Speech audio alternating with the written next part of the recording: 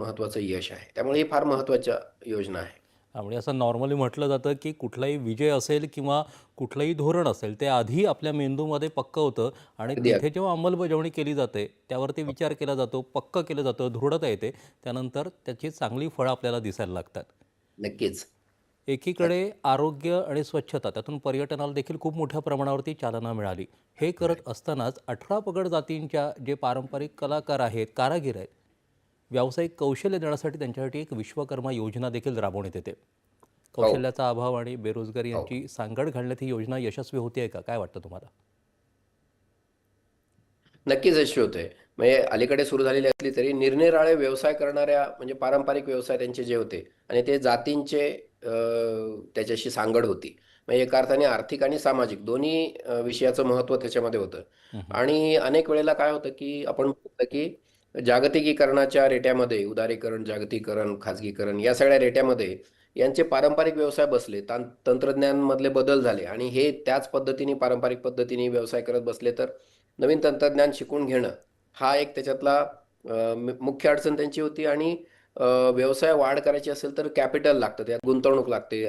Easy पैसा लागतो थोडासा, म्हणजे हं, हं, जो हं. जाचक पद्धतीने मिळणार नाही हं, कॅपिटल, हं, हं, हं, हं, हं. असं लागतं. हे दोन्ही गोष्टींचा अभाव होता. त्यामुळं अनेक लोक हे देशोधडीला लागले होते, जे पारंपरिक कारागीर आपले होते ते. तर हे पैसे जर गुंतवणूक करायची म्हटलं तर खुल्या बाजारातून पैसे उभे करायचे किंवा बँका सध्याच्या ज्या प्रचलित बँकिंग पद्धती होत्या त्यातनं पैसे उभे करायचे तर कर्ज परवडणारं, व्याजदर परवडणारा नव्हता. आणि या या योजनेमध्ये एक नेमक्या या गोष्टीचा विचार केलेला आहे. तुम्ही बघितलं तर तारणाशिवाय कर्ज असेल, प्रशिक्षण असेल, त्याला अपग्रेडेशन असेल, टूल किट असेल आणि त्याच्या पुढे जाऊन 1,00,000चं पहिलं कर्ज व्यवसाय सुरू करण्यासाठी किंवा वाढवण्यासाठी. पण त्याही पलीकडे जाऊन 5,00,000 पर्यंतचं कर्ज 5% मिळणं. तर ही गोष्ट एक म्हणजे स्वप्नवत गोष्ट आहे. त्याच्या पुढच्या गोष्टी पण त्या योजनेने प्लॅन केलेल्या आहेत, ज्या काही लोक आता त्याच्यामध्ये जात आहेत, की नॅशनल कमिटी फॉर मार्केटिंगमध्ये ब्रँडिंग आणि मार्केटिंगचं पाठबळ या सगळ्या पारंपरिक कारागिरांना मिळतंय. ONDC ज्याला म्हणतो आपण, open network for digital commerce किंवा GEM पोर्टलवरती त्याच्याशी जोडणं, या सगळ्या देश पातळीवरच्या नेटवर्कशी आपल्या परंपरागत कारागिरांना जोडणं, हे फार महत्त्वाचं आहे. तुम्ही जर एक गोष्ट बघितली बारकाईने या योजनेचा जो आढावा आत्तापर्यंतचा प्रसिद्ध झाला आहे त्याच्यामध्ये, तर 68% लाभार्थी या महिला आहेत. महिला कारागीर आहेत. मला ही फार महत्त्वाची गोष्ट वाटते, की महिला कारागिरांना सक्षम बनवणं हं, हं. म्हणजे अर्थव्यवस्थेचा कणा आहे, पण त्याचबरोबर सन्मान, सामाजिक सन्मान हा जो भाग आहे, हा परत त्या अंत्योदयाच्या संकल्पनेशी हा जोडला जातो. त्या दृष्टीने ही योजना हा विषयच फार महत्त्वाचा आहे. हं, हं. एकूण सर्वंकषाच विचार झालेला दिसतो यामध्ये. जे बलुतेदार अगदी. आहेत, ज्यांच्याकडे स्वतःची कला आहे, त्यांना हं. पाठबळ देणं, सक्षम करणं आणि बाजारपेठेसाठी देखील त्यांना तयार तयार. करणं, हा एकूण सगळा विचार त्यामध्ये झालेला दिसतोय.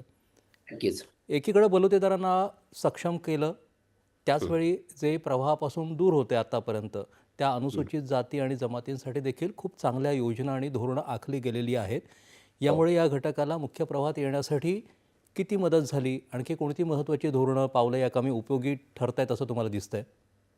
अनेक योजना आहेत आणि केंद्र सरकारच्या पावलावर पाऊल ठेवून काही राज्य सरकारांनीही या योजना राबवलेल्या आहेत किंवा केंद्र, राज्य अशा जोडीने राबवलेल्या ज्या योजना आहेत, विशेषतः अनुसूचित जातींच्यासाठी. तर त्यातले महत्त्वाचे जे विषय होते, की अन्य सगळ्या योजनांच्यामध्ये अनुसूचित जाती-जमातींचा सहभाग किंवा त्याचा समावेश करणं, त्यातनं आर्थिक उन्नती, विकास हा महत्त्वाचा मुद्दा तर होतोच होतो.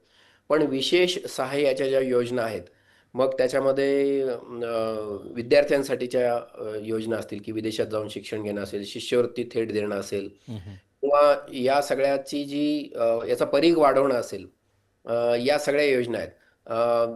अनुसूचित जातींच्या मध्ये आणखीन एक विषय महत्त्वाचा होता, की सामाजिक सन्मानाचे विषय फार महत्त्वाचे होते.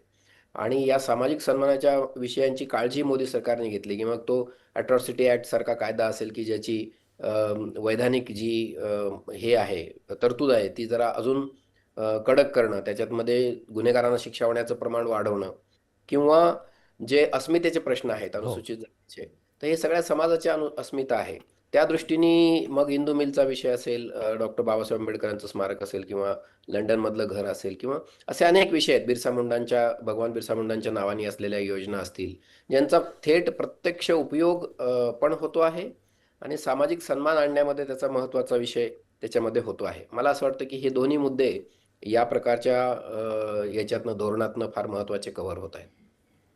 बदलत्या काळानुसार आपण जर पाहिलं तर आरोग्य चांगलं राखावं यासाठीच्या